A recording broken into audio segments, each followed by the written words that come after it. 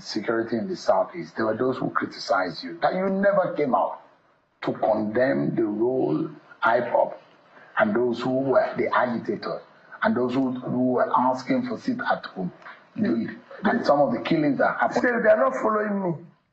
I've condemned killings everywhere, even the one that happened in Anambra yesterday. We're talking about the role of IPOB. I said I've condemned everything. The only thing I said about the agitators, let me tell you now. So it doesn't matter what, there's Yoruba agitators, there's other agitators, there's Israel agitators. I will talk to all of them. There's nothing wrong with agitating. Anybody who says, okay, come on, let's talk. You must exhaust the reason, you must exhaust. But see, I see all those functionalities as a function of a dysfunctional, is a result of a dysfunctional society. If you do the right things, all these things will collapse on its own. So what I'm going to unleash here as government, somebody who works in government, will change it. Would it be canvassing for a political solution to the case of Nnamdi Kanu? For every one of them. I mean, why is it being held? It doesn't make sense to me. Some people say because he used vulgar words and everything. Is there anything wrong? I've not seen it. People just say, oh, using vulgar words. You say, it doesn't bother me if I'm president, whether you call me thief, call me a less man, call me idiot, which they call me today. It doesn't bother me. My duty as a leader is to the common man to put food on their table. Well, if you are talking about the situation in the south, is it the same way you handle the agitators and those who are killing in the northeast and the northwest? Remember what I said. Different? If there are people I can talk to, I will talk to them. But remember what I said. Once I exhaust reason, I'll deal with it. Let's say tomorrow we have a bandit by name so operating in the northeast. I will look for him. My people, what Peter Obi just said about Nnamdi Kanu has started serious conversations everywhere. And trust me, you'll want to hear every bit of this. Peter Obi didn't hold back this time. He said clearly that Nnamdi Kanu's prosecution does not make sense. That's a big statement, especially coming from someone as calm and careful as Peter Obi. Before we go deep into this gist, please quickly like this video, subscribe, and turn on your notification bell so you don't miss any fresh updates. Because the truth we're about to unpack now will open your eyes. Now, let's go straight to the matter. Peter Obi spoke recently and questioned why Nnamdi Kanu is still being prosecuted, saying the entire situation does not make sense. He said this kind of prolonged detention only makes things worse and divides the country more instead of helping it heal. In his words, the government should have focused on dialogue and peace, not endless court battles. He said, even if someone criticizes the government or uses strong words, that's not enough reason to keep them behind bars for years. According to him, leadership requires patience and understanding, not punishment every time someone disagrees with the system. Now, my people, let's pause and think about this. If a man like Peter Obi, known for being diplomatic and calm, could say this case makes no sense, then it's clear something deeper is going on. He's basically asking, is justice still fair in Nigeria? And you know what? That's a question every Nigerian should be asking right now. But before I continue, please take 1 second, click the like button if you believe in fairness, and subscribe so you will always be updated with balanced, real-time gist like this. Now, here's what makes Obi's statement powerful. He's not defending anyone blindly. He's saying the process itself must make sense. You can't keep detaining one person for so long while ignoring other serious issues around the country. He said if we truly want peace, we must be fair. And fairness doesn't mean weakness. It means doing what's right, even when it's hard. He even reminded Nigerians that as a former governor, he received many insults and criticisms during his time in office, but that never made him go after anyone.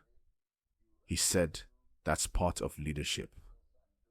To listen, to learn, and to handle things with wisdom, not anger. And that part got people talking, because he's right. When citizens lose trust in justice, it weakens the whole system. So this is bigger than just Nnamdi Kanu's case. It's about what kind of country we want to build. If you agree that fairness should come first before politics, please drop justice first in the comment section, so we'll see how many of us still believe in doing the right thing. Now, let's connect this to what's been happening recently. There's been growing talk about reconciliation and peace in the southeast. Many people say if the government really wants peace, it must find a way to settle Kanu's issue politically, not just legally.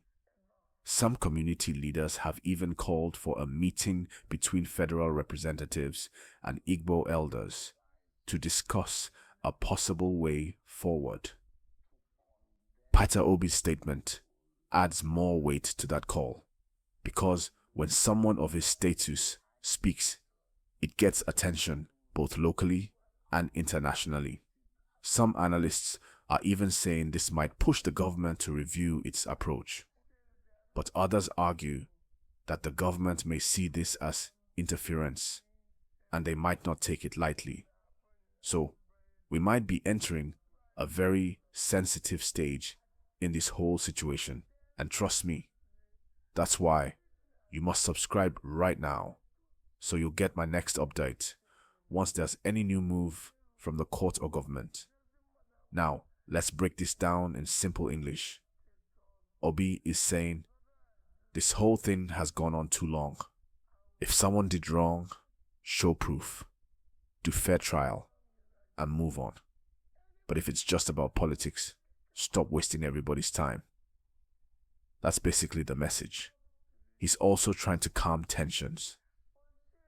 He believes peace is better than punishment, because when one part of the country feels unfairly treated, it affects the whole nation.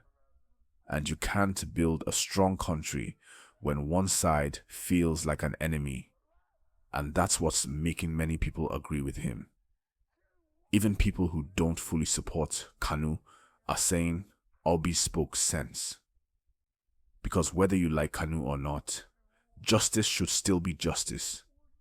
Now, let's be real. This statement will shake things up. It's already trending everywhere. And you know Nigerians don't take such talk lightly. Some say Obi is trying to gain political points, while others believe he's just speaking the truth that everyone is afraid to say. Either way, his message has hit a nerve. And you? What do you think? Drop your opinion in the comments. Do you think Peter Obi said the right thing? Or should he have stayed silent? I really want to hear what you think. Now, if you have noticed, many leaders across Africa are beginning to realize that prolonged political conflicts don't help anyone. They only increase tension and division. So, Obi's call might be coming at the perfect time, especially as Kanu's court case moves closer to Judgment Day. He said it clearly. Dialogue is better than destruction. And truly, if Nigeria wants peace, dialogue is the only way. Before I wrap up this part, please don't forget, smash that like button, subscribe, and share this video so that more people can hear this important gist. Because awareness is power, my people. So, what next? All eyes are now on the government's response. Will they listen to Obi's advice and consider a political solution? Or will they continue with the trial the same way? Whatever happens next will shape not only Kanu's future, but also how people see justice in this country. And that's why we must keep talking about it, not with hate, but with truth and balance. Because when people understand the truth, change becomes possible. So my people, that's the sweet gist for now. But should I continue? Because I can bring you part 2, where I'll break down how the Southeast elders are reacting to Peter Obi's words, and how it's affecting the coming political moves around Kanu's trial. If you want me to continue the gist, type "continue the gist" in the comments right now. And please, like, subscribe, and share this video so you don't miss the next episode. Let's keep the conversation going. Justice, peace, and unity must win in Nigeria.